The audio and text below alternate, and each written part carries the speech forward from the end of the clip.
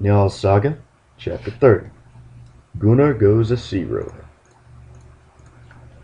So Gunnar held on out of the river, and he and Kolskegg were both on board one ship, but Hallvard was on board another. Now they see the ships before them, and then Gunnar spoke and said, "Let us be ready for anything if they turn towards us, but else let us have nothing to do with them." So they did that, and made all ready on board their ships. The others parted their ships asunder, and made a fairway between the ships. Gunnar fared straight on between the ships, but Vandal caught up a grappling iron, and cast it between their ships and Gunnar's ship, and began at once to drag it towards them. Oliver had given Gunnar a good sword. Gunnar now drew it, and had not yet put on his helm. He leapt at once on the forecastle of Vandal's ship, and gave one man his death blow. Karli ran his ship alongside the other side of Gunnar's ship, and hurled a spear athwart the deck, and aimed at him about the waist. Gunnar seized this, and turned hand about so quickly that no eye could follow him, and caught the spear with his left hand, and hurled it back at Karli's ship. And that man got his death who stood before it. Kolskegg snatched up a grapnel and cast it at Karli's ship, and the fluke fell inside the hold and went out through one of the planks, and in rushed the cold blue sea, and all the men sprang on board other ships. Now Gunnar leapt back to his own ship, and then Hallvard came up, and now a great battle arose. They saw now that their leader was unflinching, and every man did as well as he could. Sometimes Gunnar smote with the sword, sometimes he hurled the spear, and many a man had his bane at his hand. Kolskegg backed him well. As for Karli, he hastened in a ship to his brother Vandal, and thence they fought that day. During the day, Kolskegg took a rest on Gunnar's ship, and Gunnar seized that. Then he sung a song. For the eagle, Ravine eager, raven of my race today, better surely hast thou catered, lord of gold, than for thyself. Hear the morn come greedy ravens, many any a rill of wolf to sup, but thee burning thirst down beareth, prince of battle's parliament. After that Kolskegg took a beaker full of mead and drank it off, and went on fighting afterwards. And so it came about that those brothers sprang up on the ship of Vandal and his brother, and Kolskegg went on one side and Gunnar on the other. Against Gunnar came Vandal, and smote at once at him with his sword, and the blow fell on his shield. Gunnar gave the shield a twist as the sword pierced it, and broke it short off the hilt. Then Gunnar smote back at Vandal, and 3 swords seemed to be aloft, and Vandal could not see how to shun the blow. Then Gunnar cut both his legs from under him, and at the same time Kolskegg ran Karli through with a spear. After that they took great war spoil. Thence they held on south to Denmark, and thence east to Småland, and had victory wherever they went. They did not come back in autumn. The next summer they held on to Revel, and fell in there with sea rovers, and fought at once, and won the fight.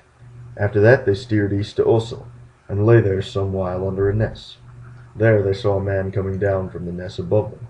Gunnar went on shore to meet the man, and they had a talk. Gunnar asked him his name, and he said it was Tofi. Gunnar asked again what he wanted. "Thee I want to see," says the man. "2 warships lie on the other side under the ness, and I will tell thee who commands them. 2 brothers of the captains. One's name is Hallgrim, and the other's Kolskegg. I know them to be mighty men of war, and I know too that they have such good weapons that the like are not to be had. Hallgrim has a bill which he had made by seething spells, and this is what the spells say, that no weapon shall give him his death blow save that bill. That thing follows it too that is known at once when a man is to be slain with that bill, for something sings in it so loudly that it may be heard a long way off. Such a strong nature has that bill in it." Then Gunnar sang a song. "Soon shall I that spearhead seize, and the bold sea rover slay, him whose blows on headpiece ring, heaper up of piles of dead. Then on Indal's courser bounding, o'er the sea depths I will ride, while the wretch whose spells abuse it, life shall lose in Sigur's storm." Kolskegg has a short sword. That is also the best of weapons. Force too they have, a third more than ye. They have also much goods. They have stowed them away on land, and I know clearly where they are. But they have sent a spy ship off the ness, and they know all about you. Now they are getting themselves ready as fast as they can, and as soon as they are bound, they mean to run out against you. Now you have either to row away at once, or to busk yourselves as quickly as you can. But if you win the day, then I will lead you to all their store of goods." Gunnar gave him a golden finger ring, and went afterwards to his men and told them that warships lay on the other side of the Ness, and they know all about us. So let us take to our arms and busk as well, for now there is gain to be got. Then they busked them, and just when they were bound, they see ships coming up to them. And now a fight sprung up between them, and they fought long, and many men fell. Gunnar slew many a man. Hallgrim and his men leapt on board Gunnar's ship. Gunnar turns to meet him, and Hallgrim thrust at him with his bill. There was a boom athwart the ship, and Gunnar leapt nimbly back over it. Gunnar's shield was just before the boom, and Hallgrim thrust his beard into it, and through it, and so on into the boom. Gunnar cut at Hallgrim's arm hard, and lamed the forearm, but the sword would not bite. Then down fell the bill, and Gunnar seized the bill, and thrust Hallgrim through, and then sang a song. "Slain is he who spoiled the people, lashing them with flashing steel. Heard have I how Hallgrim's magic helm-rod forged in foreign land. All men know of heartstrings doughty how this bill hath come to me. Deft in fight the wolf's dear feeder, death alone us two shall part." And that vow Gunnar kept, in that he bore the bill while he lived. Those namesakes, the two Kolskegs, fought together, and it was a near thing which would get the better of it. Then Gunnar came up, and gave the other Kolskeg his death blow. After that the sea rovers begged for mercy. Gunnar let them have that choice, and he let them also count the slain, and take the goods which the dead men owned. But he gave the others whom he shared their arms and their clothing, and bade them be off to the lands that fostered them. So they went off, and Gunnar took all the goods that were left behind.